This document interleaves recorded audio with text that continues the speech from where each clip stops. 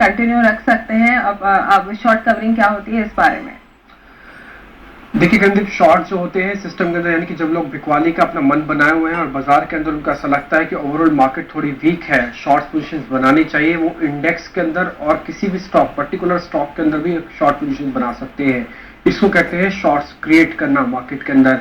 अगर आप सीधा जोखिम नहीं ले सकते, देखिए फ्यूचर्स के अंदर जब आप ट्रेड लेते हैं, एक चीज और मैं नोटिस करवा दूं कि अगर आप शॉर्ट कर रहे हैं इंट्राडे बेसिस के हिसाब से कभी भी शॉर्ट नहीं होता। यानी कि जो कंपनीज फ्यूचर्स में लिस्टेड है उन्हीं के ही फ्यूचर्स आप शॉर्ट कर सकते हैं। जो फ्यूचर्स में आप शॉर्ट नहीं करेंगे, कैश सेगमेंट में अगर आप शॉर्ट करते हैं तो आपको कंपलसरी है, आपको सेम डे उसको कवर करना है। शॉर्ट कंपलसरी है, कैश में सेम डे आपको कवर करना है। फ्यूचर्स में ही आप अपने शॉर्ट्स के साथ आगे बढ़ सकते हैं, आपको लगता है दबाव और आएगा, इसलिए ये चीज काफी हद तक क्लियर होनी चाहिए। सीधा कैश में शॉर्ट करेंगे तो आपका जो सिस्टम है वो ऑक्शन में चले जाएंगे आपके सारे शेयर्स, इसलिए इंट्राडे बेसिस पर आपको शॉर्ट्स को कवर करना होगा।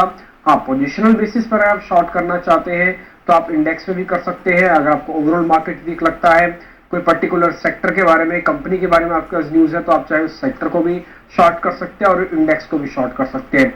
और एक चीज का और ध्यान रखिए, अगर आप सीधा फ्यूचर्स में शॉर्ट ना करके कम जोखिम लेना चाहते हैं, अपने आप को एक सीमित प्रॉफिट और सीमित नुकसान के साथ जोड़ना चाहते हैं, तो फिर ऑप्शंस भी है। आप चाहें तो किसी की पुट ले सकते हैं। सिद्धांतिक रूप पे जब बाजार गिरता है तो हमेशा उसकी पुट लेनी चाहिए, लेकिन कई बार रणनीति बनाते समय कॉल को भी शॉर्ट करना पड़ता है, या फिर ये कहें कि जो चीज तेजी का रिफ्लेक्टर है उसको आप उल्टा खेलें। लेकिन ये बहुत एक्सपर्ट्स का एक काम होता है, लेकिन एक सही मानों में एक सरल तरीके से समझने का मतलब ये है कि अगर आपको सीधा कोई कंपनी को बेचना है तो उसको शॉर्ट कर दे, इंडेक्स बेचना है उसको शॉर्ट कर दे, सीधा फ्यूचर्स में ना आके तो चाहे तो पुट को खरीद सकते हैं। ये एक तरीका है शॉर्ट का है। इसका ठीक उल्टा अब शॉर्ट कवरिंग हो जाएगा। जब लगने लगेगा कि बाजार के अंदर गिरावट थम गई है, रुक गई है, तो जहां जहां पे शॉर्ट बना था वहां पे वो लोग अपना अपना मुनाफा वसूल करेंगे। उस प्रोसेस को, इस पूरी प्रक्रिया को कहते हैं शॉर्ट कवरिंग। जब शॉर्ट होगा और उस सिस्टम से, उस पर्टिकुलर शेयर से, उस पर्टिकुलर इंडेक्स से, उस पर्टिकुलर ऑप्शन से जब वो शॉर्ट बाहर आएंगे, यानी कि अपना मुनाफा वसूल करेंगे, तो उसको शॉर्ट कवरिंग कहते हैं। तो शॉर्ट कवरिंग एक शॉर्ट्स के साथ ही जुड़ा हुआ है। सिस्टम में शॉर्ट का होना जरूरी है, तभी शॉर्ट कवरिंग विजिबल होगी।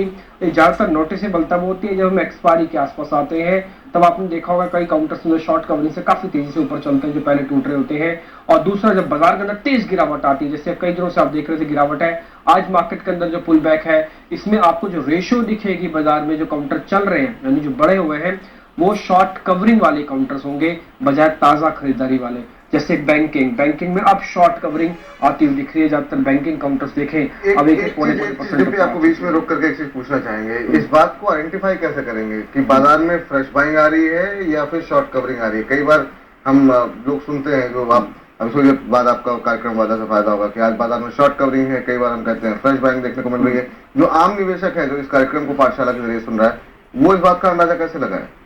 देखिए इसके कई सारे इंडिकेटर होते हैं, लेकिन बहुत सरल तरीका मैं आपको बता रहा हूँ। आप चाहें तो एनएससी की वेबसाइट पे भी जाके देख सकते हैं। उसमें आप किसी भी काउंटर का, किसी भी शेयर का अगर आप फ्यूचर प्राइस देखेंगे, जब उसमें ओपन इंटरेस्ट पोजीशन घटे और किसी के प्राइस बढ़े, उसको शॉर्ट कवरिंग कहते हैं।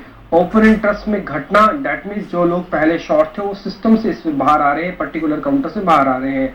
ओपन इंटरेस्ट का घटना और किसी के प्राइसेस का बढ़ना, इसको शॉर्ट कवरिंग कहते हैं। सेम इंडेक्स पर भी आप देख सकते हैं, निफ्टी पर भी देख सकते हैं।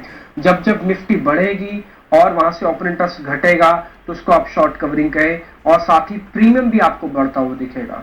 चलिए, बहुत बहुत शुक्रिया इस पूरी चर्चा में शामिल होने के लिए और पाठशाला में आज का इस महत्वपूर्ण विषय हमारे सामने हमारे दर्शकों को समझाने के लिए। चलिए, तो इस कार्यक्रम को समाप्त करने का समय हो चला है। खुशी जी, बहुत बहुत शुक्रिया आपका हमसे जुड़ने के लिए। जाते जाते कोई डिस्क्लोजर आप देना चाहेंगे? No disclosure as of now. जो कुछ भी स्टॉक डिस्कस किए, ना तो मैंने रेकमेंड किया, ना तो मेरे पास